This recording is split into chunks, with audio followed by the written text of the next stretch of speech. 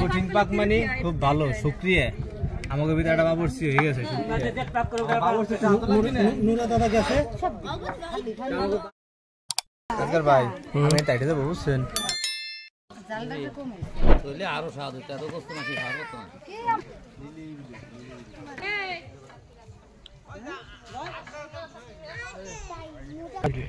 কি পয়সা আছে ভাই দেখা